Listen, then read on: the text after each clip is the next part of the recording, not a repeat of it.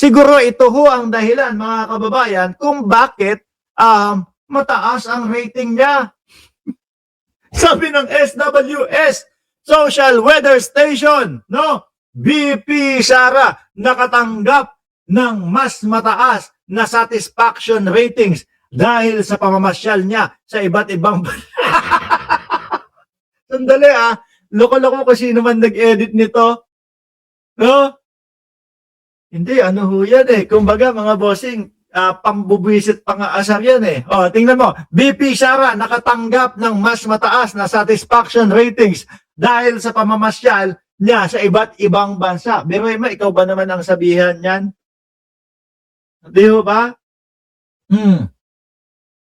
Sino ba naman ho, mga kababayan, ang tataas ang ratings kung ang lagi po nating nakikita na ginagawa ng Vice Presidente ay paulit-ulit lang pong bring him home. Diba?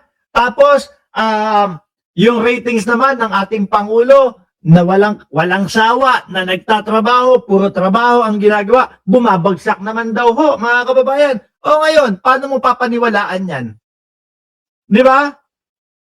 Paano mo ngayon papaniwalaan ho yan, mga bossing? Kabaliktaran, yung mga inilalabas na mga survey na tumataas si BP Sara at ang ating presidente ay bumababa ho. Ang Pangulo, tingnan nyo nga, paglaban sa korupsyon.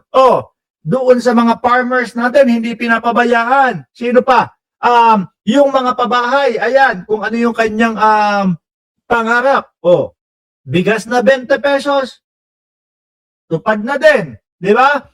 Yung pinangako ni Marcoleta na 2,000 pababa na kuryente, kahit papaano, kahit hindi ganun kalaki, ng Pangulo, na ipararating ng Pangulo sa kapwa natin Pilipino. Di ho ba, mga bossing?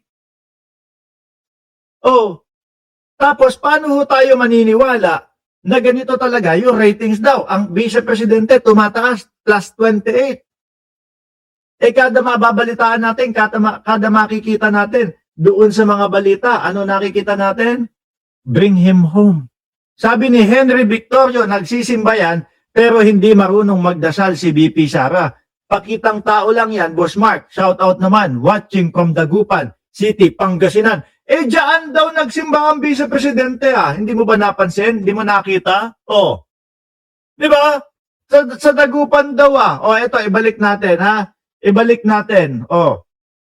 Ba't hindi mo nakita ang Vice Presidente? Aba, ayan di sana, nagpa-autograph ka, boss. No, ayan, mas, simbahan na ba to? Annunciation of the Lord Parish Barangay Bonwak, Giset, Dagupan City.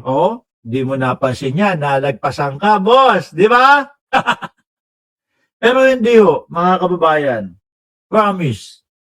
Napaka-imposible at parang hindi kapanipaniwala po yung mga ratings na inilalabas nila, mga boss chief sir, na ang Pangulo natin ay bagsak at ang Vice Presidente na walang ibang ginawa kundi po bring him home, na hindi po natin maringgan kung ano ang depensa nila para po doon sa mga confidential funds na issue at doon po sa pagbabanta sa buhay ng Pangulo, asawa ng Pangulo at pinsan ng Pangulo. Diba? Lahat po yan. Tapos sasabihin nila po tumataas. Ano yun? Bobo, mga Pilipino? Ganun po ba tayo kabobo? Ay sige, boboto ko to. Sige, eto yung pagtitiwalaan ko. Bakit? Kasi hindi niya sinasagot yung confidential funds kasi nagbabanta siya sa buhay ng Pangulo, asawa ng Pangulo at pinsan ng Pangulo Tapos nung hinihingan siya ng dahilan o hinihilangan siya ng depensa niya, hindi siya pumunta, hindi siya, kesyo daw, meron daw pa-party doon sa mga journalist. Si Pangulong Bongbong Marcos, ayoko dyan. Wala akong tiwala dyan. Bakit? Kasi puro pabahay ang pinapamigay. Yung kuryenteng ipinangako ni Marcoleta, siya ang tumupad. Ano pa? Lumalaban kasi sa korupsyon, kaya ayoko, wala akong tiwala kay Bongbong Marcos. Ganun po ba yun kabaliktad? Kaya ang nangyayari mga boss chief sir, eto pong mga kababayan natin, ini-ignore na lang po, hindi na lang po pinapansin yung mga sinasabing mga survey na yan. Dahil alam po natin mga kababayan manipulado na din yung mga yan. Naalala nyo, nung panahon po ng eleksyon 2025, ano po yung mga kumalat na balita? Kumalat na balita, meron pong mga senador, meron pong mga congressman na nagmamay-ari po ng mga survey company. Di ba? Ay, alam na ang galawan. Para mas bumango sila, lalo na eto papalapit po yung impeachment ng vice-presidente. Papalapit yung impeachment ng vice-presidente. Kaya mga nagkukumahog na mga boss chief sir, na iangat ang vice-presidente para paniwalain ang mamamayang Pilipino na mas pinagtitiwalaan. Paano nga pagtitiwalaan? Di ba? Paano pagtitiwalaan kung wala tayong naririnig na sagot galing sa kanila doon sa mga issue nila? Sabi ni Chris, Chris Tiag, si Inday dati hindi na babanggit si Lord. Ngayon, lagi na niyang naaalala. Baka nga dahil doon sa papalapit na impeachment complaint, no? Yung impeachment ni Pangulong Bongbong Marcos na ilalatag ng mga, wala na, basura na mga kababayan. Di ba? Kung matandaan nyo kaya nga nila ginigiba si Tito Soto Kaya po nila gustong mapalitan ang Senate President, mga boss di pa mo sir, dahil alam po nila na kapag si Tito Soto ay nanatiling Senate President at umabot ang impeachment sa Senado,